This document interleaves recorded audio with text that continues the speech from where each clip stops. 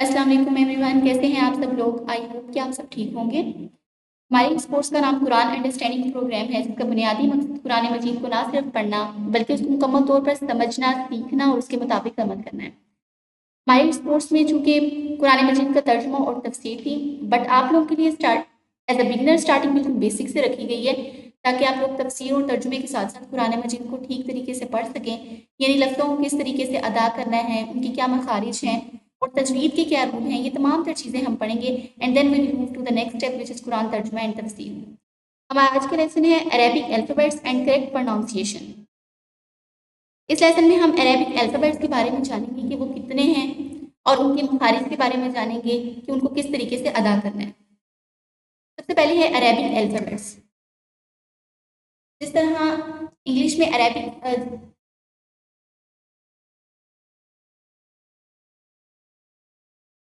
जिस तरह हमारे पास इंग्लिश में अल्फ़ाबेट्स होते हैं ए टू ज़ी, इसी तरह हमारे पास अरेबिक में भी होते हैं अलिफ ता या, विच कंटेन 28 अल्फ़ाबेट्स। और यहाँ पर अगर आप थोड़ा गौर करें तो यहाँ से अगर हम काउंट करें 1 2 3 4 5 लास्ट तक अगर हम देखें तो ये बनते हैं 30। जबकि मैंने अभी आप लोगों से बोला कि अरेबिक अल्फ़ाबेट्स के जो होते हैं लेटर वो 28 होते हैं। उसका रीज़न क्या है? उसका रीज़न ये है कि हमारे पास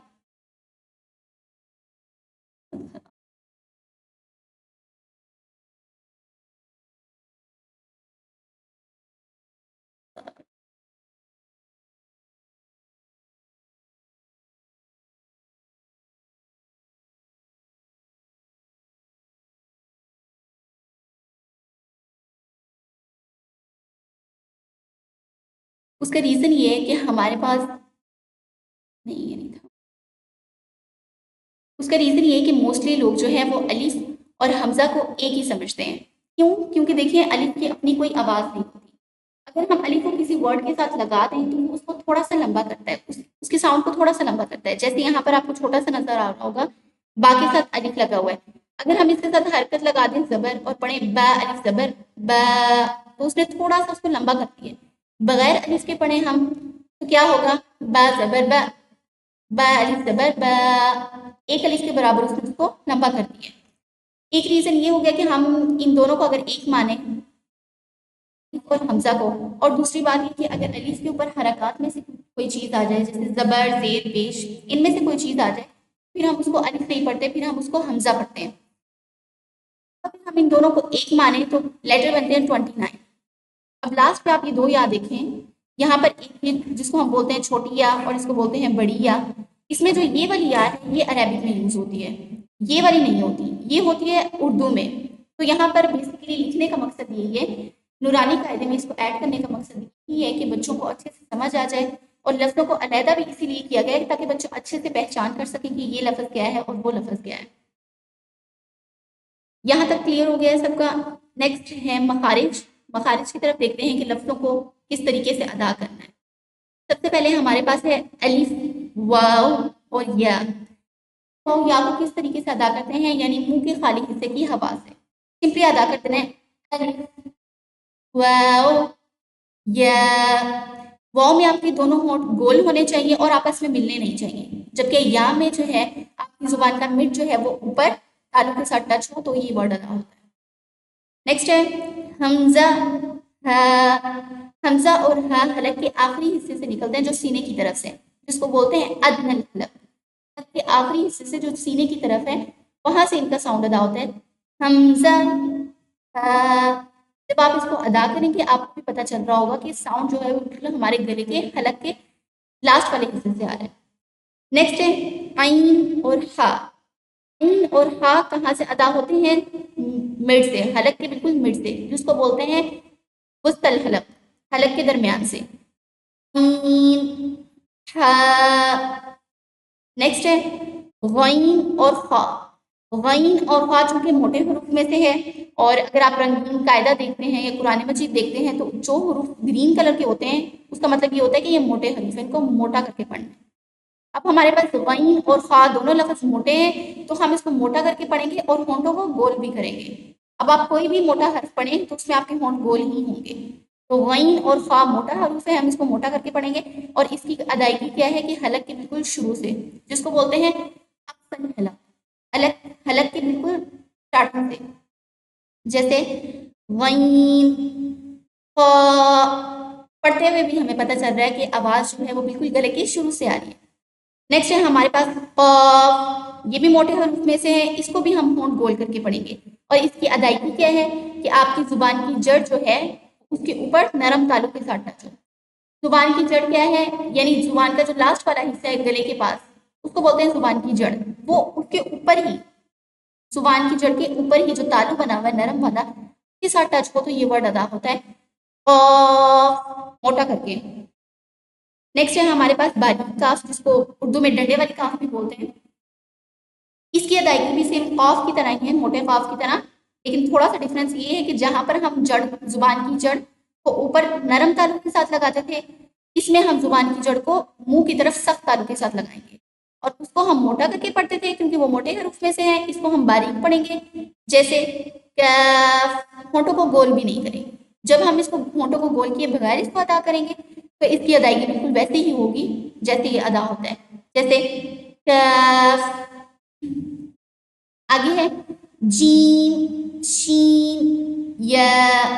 जीम, शीन और या की अदायगी क्या है कि आपकी जुबान का बीच वाला जो हिस्सा है, यानी मिड से आपकी जुबान ऊपर ही, बिलमुकाबिल ऊपर ही तालु के साथ में टच हो, यानी जुबान का बीच भी और तालु का बीच भी दोनों आपस में टच हो, तो ये वर्ड अदा होते हैं जीम, शीन, या। नेक्स्ट है हमारे पास और ये भी मोटा हरूफ है, हम इसको भी होंठों को गोल करके पढ़ेंगे। और इसकी अदायगी ये है कि आपकी जुबान की करवट जो है वो ऊपर की दाएं जानिब 5 ताड़ों के साथ टच हो तो ये वर्ड अदा होगा। तो ये वर्ड अदा होगा, जैसे गॉड। नेक्स्ट है लाम। लाम में आपकी जुबान का किनारा जो है वो ऊपर के सामने वाले दांतों के मसूड़ों से लगता है। जुबान का किनारा किसको बोलते हैं, जो नोक से थोड़ी सी पीछे जगह होती है ना, उसको बोलते हैं जुबान का किनारा। जुबान का किनारा ऊपर के सामने वाले दांतों के मसूड़ों से लगे, दांतों के पीछे वाली जगह से थोड़ा सा पीछे, उसको बोलते हैं मसूड़े, वहां पर टच हो तो ये वर्ड अदा होगा लाम। आगे है नून। नून की अदायगी क्या है कि जुबान की नोक जब ऊपर वाले सामने वाले दांतों के मसूड़ों से लगे। लाम में क्या था कि जुबान का किनारा यूज हो, और नून में क्या है कि जुबान की नोक ऊपर वाले सामने दोनों दांतों के मसूड़ों से लगे तो ये वर्ड अदा होगा, जैसे नून। नेक्स्ट है हमारे पास रॉ। किस तरह रॉ की अदायगी क्या है कि जुबान की नोक की पुष्ट जब सामने वाले दांतों के मसूड़ों से लगे। अब पुष्ट किसको बोलते हैं, पुष्ट बोलते हैं नोक के ऊपर वाले हिस्से को। हमारी नोक है उसके ऊपर वाला जो हिस्सा है उसको बोलते हैं पुष्ट। तो ये सामने वाले दो दांतों के मसूड़ों से लगे तब ये वर्ड अदा होगा, और ये भी मोटे हरूफ में से है, हम इसको भी होंठों को गोल करके मोटा करके पढ़ेंगे रॉ। नेक्स्ट है दाल, इसकी अदायगी क्या है कि आपकी जुबान की नोक जो है वो सामने वाले दोनों दांतों के पीछे टच हो, तब ये वर्ड अदा होंगे। अब इसमें तो जो है ये मोटा हरूफ है, हम होंठों को गोल करके पढ़ेंगे और इसको मोटा करके भी पढ़ेंगे, जैसे तो। नेक्स्ट है दाल, आगे है हमारे पास दाल, ये नरम हरूफ में से हैं, इनको बोलते हैं नरम हरूफ। इनकी अदायगी क्या है कि आपकी जुबान की नोक जो है वो ऊपर वाले दोनों दांत और ऊपर वाले दोनों दांतों के नीचे आए, यानी ऊपर वाले दोनों दांतों की नोक से टच हो, तो ये वर्ड अदा होगा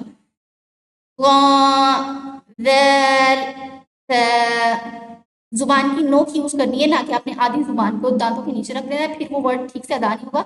आपने जुबान की नोक को ही अगले सामने वाले दो दांतों के नीचे रखना है, टच करना है, फिर ये वर्ड अदा होंगे। नेक्स्ट है सौद, अब ये सीटी वाले हरूफ है तो हम सख्ती से पढ़ते हैं। पहला वर्ड इसमें क्या है सौद, और ये मोटे हरूफ में से, क्यों, क्योंकि ये ग्रीन है। और इनकी अदायगी क्या है कि आपके ऊपर वाले और नीचे वाले दोनों दांत आपस में टच होते हैं, और जुबान आपकी जो है वो पीछे वाली साइड से दोनों दांतों के पीछे सेंटर में आ जाती है। और इनकी अदायगी कैसे,